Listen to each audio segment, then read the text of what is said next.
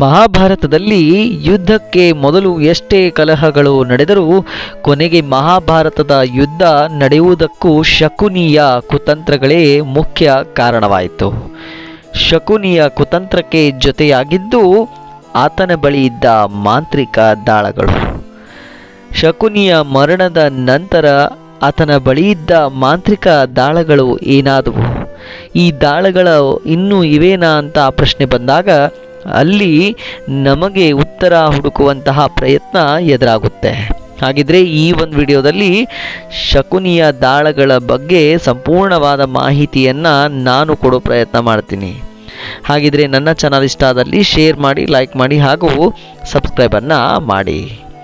ಮಹಾಭಾರತದ ಯುದ್ಧವು ಕೇವಲ ಒಂದು ಆಯುಧಗಳು ಹಾಗೂ ಇನ್ನಿತರ ಯುದ್ಧಗಳ ಕಲಹಗಳು ಆಗಲಿಲ್ಲ. ಇದೊಂದು ಒಳಸಂಚು, ಕುತಂತ್ರ, ಮೋಸದ ಜಾಲದಲ್ಲಿ ನಡೆದ ಯುದ್ಧವಾಗಿತ್ತು. ಮಹಾಭಾರತದ ಯುದ್ಧ ನಡೆಯುವುದಕ್ಕೆ ಅದೆಷ್ಟೋ ಕಾರಣಗಳು ಹಾಗೂ ಅಂತಹ ಕಾರಣಗಳನ್ನು ನಾವು ಹುಡುಕ್ತಾ ಹೋದರೆ ಶಕುನಿಯ ಮೋಸ ನಮಗೆ ಎದ್ದು ಕಾಣುತ್ತೆ. ದಾಳದಾಟವು ಕೂಡ ಒಂದು ಕಾರಣವಾಗುತ್ತೆ. ಈ ಪಗಡೆಯಾಟದ ಮೂಲಕ ಶಕುನಿ ಮಹಾಭಾರತದ ಪ್ರಮುಖ ಪಾತ್ರಗಳಲ್ಲಿ ಒಬ್ಬನಾಗ್ತಾನೆ. ಗಾಂಧಾರ ರಾಜ್ಯದ ರಾಜ ಮತ್ತು ಗಾಂಧಾರಿಯ ಸಹೋದರ, ಕುತಂತ್ರಿ ಮತ್ತು ಧೂರ್ತ ವ್ಯಕ್ತಿಯಾಗಿ ಚಿತ್ರಿಸಲ್ಪಡ್ತಾನೆ. ದುರ್ಯೋಧನನಿಗೆ ಪಾಂಡವರ ವಿರುದ್ಧ ಸಂಚು ರೂಪಿಸಲು ಸಹಾಯ ಮಾಡ್ತಾನೆ. ಅವನು ತನ್ನ ತಂದೆಯ ಹಾಗೂ ತನ್ನ ಸಹೋದರನ ಸಾವಿಗೆ ಸೇಡನ್ನು ತೀರಿಸಿಕೊಳ್ಬೇಕು ಅಂತ ಮಹಾಭಾರತದ ಯುದ್ಧ ನಡೆಯುವಂತೆ ಮಾಡಿರ್ತಾನೆ. ಶಕುನಿಯ ಈ ಕುತಂತ್ರದಲ್ಲಿ ಆತನಿಗೆ ಜೊತೆಯಾಗಿದ್ದು ಮೂಳೆಗಳಿಂದ ಸೃಷ್ಟಿಸಿದ್ದ ದಾಳಗಳು. ಈ ದಾಳಗಳು ಎಷ್ಟು ತಾಂತ್ರಿಕ ದಾಳವಾಗಿತ್ತೆಂದರೆ ಅದು ಕೇವಲ ಶಕುನಿಯ ಮಾತುಗಳಲ್ಲಿ ಹಾಗೂ ಆಜ್ಞೆಗಳಲ್ಲಿ ಪಾಲಿಸ್ತಾ ಇತ್ತು. ಶಕುನಿಯ ಸಾವಿನ ನಂತರ ಆ ದಾಳಗಳು ಎಲ್ಲಿ ಹೋದವು ಹಾಗೂ ಏನಾದವು? ಸಹದೇವನಿಂದ ಮರಣ ಹೊಂದಿದಂತಹ ಶಕುನಿ ಕೊನೆಗೆ ದಾಳಗಳನ್ನು ಏನು ಮಾಡಿದ? ಇದೆಲ್ಲ ನೋಡೋಕ್ಕಿಂತ ಮುಂಚೆ ದಾಳಗಳು ಯಾವ ಯಾವ ವಿಶೇಷತೆಗಳನ್ನು ಹೊಂದಿದ್ವು ಅಂತ ನೋಡೋದಾದರೆ, ಪೌರಾಣಿಕ ನಂಬಿಕೆ ಹಾಗೂ ಕಥೆಯ ಪ್ರಕಾರ ಶಕುನಿಯು ಮಹಾಭಾರತದ ಯುದ್ಧ ನಡೆಯುವಂತೆ ಮಾಡಲು ಬಳಸಿದ ದಾಳವು ಸಾಮಾನ್ಯವಾದ ಮರಗಳಿಂದ ಅಥವಾ ಕಲ್ಲುಗಳಿಂದ ಕೆತ್ತಿ ಮಾಡಿದ ದಾಳಗಳಾಗಿರಲಿಲ್ಲ. ಬದಲಾಗಿ ಶಕುನಿಯ ಈ ದಾಳಗಳು ಸ್ವತಃ ಮರಣ ಹೊಂದಿದ ಶಕುನಿಯ ತಂದೆ ರಾಜ ಸುಬಲನ ಬೆನ್ನುಮೂಳೆಯಿಂದ ಮಾಡಿರಲ್ಪಟ್ಟಂತಹ ದಾಳಗಳಾಗಿದ್ವು. ಶಕುನಿಯ ತಂದೆ ಸುಬಲನು ಮರಣ ಹೊಂದುವಂತಹ ಸಂದರ್ಭದಲ್ಲಿ ತನ್ನ ಮಗನಾದ ಶಕುನಿಯನ್ನ ಹತ್ತಿರ ಕರೆದು ತನ್ನ ಆತ್ಮದ ಒಂದು ಭಾಗವಾದ ಬೆನ್ನುಮೂಳೆಯನ್ನು ನೀಡಿ ಅದರಿಂದ ದಾಳಗಳನ್ನು ರಚಿಸುವಂತೆ ಶಕುನಿಗೆ ಹೇಳ್ತಾರೆ. ಇದನ್ನು ಕೇಳಿದಂತಹ ಶಕುನಿ ಕೌರವರು ಮತ್ತು ಪಾಂಡವರ ಪಗಡೆಯಾಟದ ಷರತ್ತನ್ನು ಹಾಕಿಕೊಂಡಾಗ ಶಕುನಿ ಇಚ್ಛಿಸಿದ ಸಂಖ್ಯೆಯನ್ನು ತನ್ನ ತಂದೆಯ ಬೆನ್ನು ಮೂಳೆಯಿಂದ ಮಾಡಿರಲ್ಪಟ್ಟಂತಹ ದಾಳಗಳನ್ನು ಮಾಡಿ ಆ ದಾಳಗಳನ್ನೇ ಪಗಡೆಯಾಟಕ್ಕೆ ಬಳಸ್ತಾನೆ. ಆ ಬೀಳುವಂತಹ ಸಂಖ್ಯೆಯನ್ನು ಶಕುನಿ ಆಜ್ಞೆ ಹಾಗೂ ಸೂಚನೆ ಮೇಲೆ ಆ ಸಂಖ್ಯೆಗಳಲ್ಲೇ ಪಗಡೆಯಾಟದಲ್ಲಿ ಆ ದಾಳಗಳು ಬೀಳ್ತಾ ಇದ್ವು. ನಿಮಗೆಲ್ಲ ಗೊತ್ತಿರೋ ಹಾಗೆ ಕೊನೆಗೆ ಕೌರವರ ಹಾಗೂ ಪಾಂಡವರ ಪಗಡೆಯಾಟದಲ್ಲಿ ಪಾಂಡವರು ಸೋಲನ್ನು ಅನುಭವಿಸ್ತಾರೆ. ಇದಾದ ನಂತರ ಮಹಾಭಾರತದ ಯುದ್ಧದ ಸಮಯದಲ್ಲಿ ಕೊನೆಗೆ ಕುರುಕ್ಷೇತ್ರದ ಈ ಯುದ್ಧ ನಡೆಯುವಾಗ ಸೇನೆಯಲ್ಲಿದ್ದ ಯೋಧರು ಪಾಂಡವರಿಂದ ಒಬ್ಬೊಬ್ಬರಾಗಿ ಮರಣ ಹೊಂದುತ್ತಾರೆ. ಕೌರವರು ಒಬ್ಬೊಬ್ಬರಾಗಿ ಸಾಯುವಂತಹ ಸಂದರ್ಭ ಎದುರಾಗುತ್ತೆ. ಮುಂದೆ ಶಕುನಿ ಯುದ್ಧ ಭೂಮಿಯನ್ನು ಪ್ರವೇಶಿಸುತ್ತಾನೆ.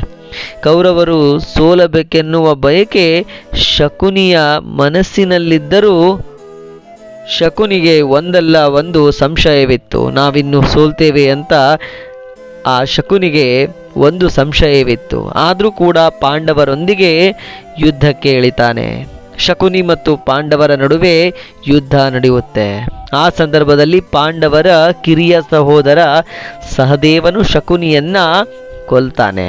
ಇಲ್ಲಿ ಸ್ವಂತ ಸಹದೇವನೇ ಉದ್ದೇಶಪೂರ್ವಕವಾಗಿ ಶಕುನಿಯನ್ನ ಕೊಲ್ಲಲು ಒಂದು ಕಾರಣವಿತ್ತು.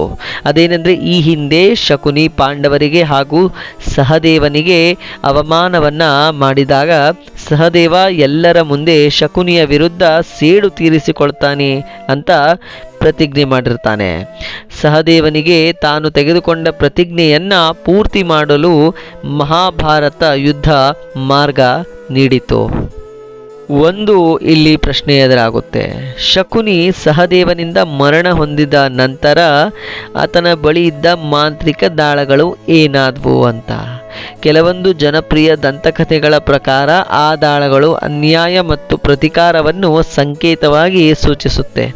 ಕೃಷ್ಣನಿಗೆ ಇದು ಖಂಡಿತವಾಗಲೂ ತಿಳಿದಿತ್ತು. ಭವಿಷ್ಯದಲ್ಲಿ ಅವು ಯಾರೊಬ್ಬರ ಕೈಗೆ ಬಿದ್ದರೆ ಅವು ಮತ್ತೊಮ್ಮೆ ವಿನಾಶಕ್ಕೆ ಕಾರಣವಾಗಬಹುದು ಎನ್ನುವ ಕಾರಣಕ್ಕೆ ಸಾಕ್ಷಾತ್ ಕೃಷ್ಣನೇ ಕುರುಕ್ಷೇತ್ರದಿಂದ ಭೂಮಿಯಲ್ಲಿ ಯಾವುದೋ ಒಂದು ಕಡೆ ದಾಳವನ್ನು ನಾಶ ಮಾಡ್ತಾರೆ ಅಂತ ಹೇಳಲಾಗುತ್ತೆ. ಹಾಗೂ ನೀರಿನಲ್ಲಿ ಮುಳುಗಿಸಿದ್ರು ಅಂತ ಹೇಳ್ತಾರೆ. ಇನ್ನು ಕೆಲವೊಂದು ನಂಬಿಕೆಯ ಪ್ರಕಾರ ಶಕುನಿಯ ಮಹಾಭಾರತದ ಯುದ್ಧ ಭೂಮಿಯಲ್ಲಿ ಮರಣವನ್ನು ಹೊಂದಿದ ನಂತರ ಬದುಕುಳಿದ ಗಾಂಧಾರ ಸೈನಿಕರು ದಾಳಗಳನ್ನು ತಮ್ಮ ರಾಜ್ಯಕ್ಕೆ ಮರಳಿ ತೆಗೆದುಕೊಂಡು ಹೋದರು ಅಂತ ಹೇಳಲಾಗುತ್ತೆ.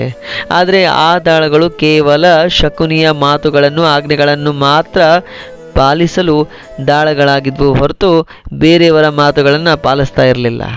ಶಕುನಿ ಇಲ್ಲದೆ ತಮ್ಮ ಶಕ್ತಿಯನ್ನು ಕಳೆದುಕೊಂಡು ಬಳಿಕ ಮೂಳೆಗಳಾಗಿ ಮಾರ್ಪಾಡು ಆ ದಾಳಗಳು ಪಡೆದವು ಅಂತ ಕೂಡ ನಂಬಿಕೆ ಇದೆ.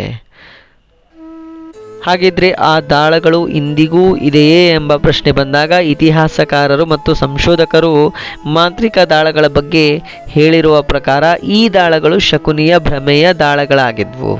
ಇವುಗಳು ಅವನ ಕೌಶಲ್ಯ ಮತ್ತು ಗಣಿತ ಪರಾಕ್ರಮದ ಸಂಕೇತಗಳನ್ನು ಸೂಚಿಸ್ತಾ ಇದ್ವು. ಈ ದಾಳಗಳ ಬಗ್ಗೆ ಇಂದಿಗೂ ಯಾವುದೇ ಭೌತಿಕ ಪುರಾವೆಗಳು ಉಳಿದಿಲ್ಲ ಹಾಗೂ ಸಿಕ್ಕಿಲ್ಲ. ಧಾರ್ಮಿಕ ಗ್ರಂಥಗಳ ಪ್ರಕಾರ ದ್ವಾಪರ ಯುಗದ ಅಂತ್ಯದೊಂದಿಗೆ ಅಂತಹ ಮಾಂತ್ರಿಕ ವಸ್ತುಗಳು ನಾಶವಾಗಿವೆ ಅಂತ ಅನೇಕ ನಂಬಿಕೆಗಳು ನಾವು ಕಾಣಬಹುದಾಗಿದೆ ಹಾಗೂ ಕೇಳಬಹುದಾಗಿದೆ. ಸ್ನೇಹಿತರೆ, ಒಟ್ಟಿನಲ್ಲಿ ಶಕುನಿಯ ದಾಳಗಳು ಕೇವಲ ಜೂಜಿನ ಸಾಧನಗಳಾಗಿ ಇರಲಿಲ್ಲ. ಅವು ಕುತಂತ್ರ ಹಾಗೂ ಪ್ರತೀಕಾರ ಹಾಗೂ ಅಧರ್ಮದ ಪ್ರತೀಕವಾಗಿದ್ವು. ಅವುಗಳಿಂದ ಕೌರವರ ಸಭೆಯಲ್ಲಿ ಸಂಭವಿಸಿದ ಘಟನೆಗಳು ಮಹಾವಿನಾಶಕ್ಕೆ ದಾರಿಯನ್ನು ಮಾಡಿಕೊಟ್ಟಿದ್ವು. ಆದರೆ ಮಹಾಭಾರತದ ಮೂಲಕ ನಮಗೆ ನೀಡುವ ಮಹತ್ವವಾದ ಸಂದೇಶ ಈ ರೀತಿಯಾಗಿದೆ. ಅಧರ್ಮ ತಾತ್ಕಾಲಿಕವಾಗಿ ಜಯಶಾಲಿಯಾಗಬಹುದು, ಆದರೆ ಅದು ಶಾಶ್ವತವಾಗಿ ಅಲ್ಲ. ಶಕುನಿಯ ಕುತಂತ್ರಗಳು ಕೊನೆಗೆ ಅವನೇ ನಾಶಕ್ಕೆ ಹಾಗೂ ಅವನ ಸ್ವತಃ ನಾಶಕ್ಕೆ ದಾರಿಯನ್ನು ಮಾಡಿಕೊಡ್ತು. ದಾಳಗಳ ಶಕ್ತಿ ಎಷ್ಟೇ ಅದ್ಭುತವಾಗಿದ್ರೂ ಧರ್ಮದ ಮುಂದೆ ಎಲ್ಲವೂ ಶೂನ್ಯವೇ. ಸ್ನೇಹಿತರೆ, ಶಕುನಿಯ ಕುತಂತ್ರಗಳು ಕೊನೆಗೆ ಅವನ ನಾಶಕ್ಕೆ ಕಾರಣವಾಯಿತು. ದಾಳಗಳ ಶಕ್ತಿ ಎಷ್ಟೇ ಅದ್ಭುತವಾಗಿ ಹಾಗೂ ಎಷ್ಟೇ ಕುತಂತ್ರದಿಂದ ಕೂಡಿದ್ದರೂ ಕೂಡ ಧರ್ಮದ ಮುಂದೆ ಅದು ಶೂನ್ಯವೇ ಆಗಿ ಹೋಯಿತು. ಆದ್ದರಿಂದ ಜೀವನದಲ್ಲಿ ಕುತಂತ್ರಕ್ಕಿಂತ ಸತ್ಯ, ದುರಾಸೆಗಿಂತ ಧರ್ಮ, ಇನ್ನು ಪ್ರತೀಕಾರಕ್ಕಿಂತ ಕ್ಷಮೆ ಮಹತ್ವದ ಪಾಠ ಅಂತ ಹೇಳ್ತಾ ಈ ವಿಡಿಯೋಕ್ಕೆ ನಾನು ತೆರೆಯನ್ನು ಎಳಿತೀನಿ. ಧನ್ಯವಾದಗಳು.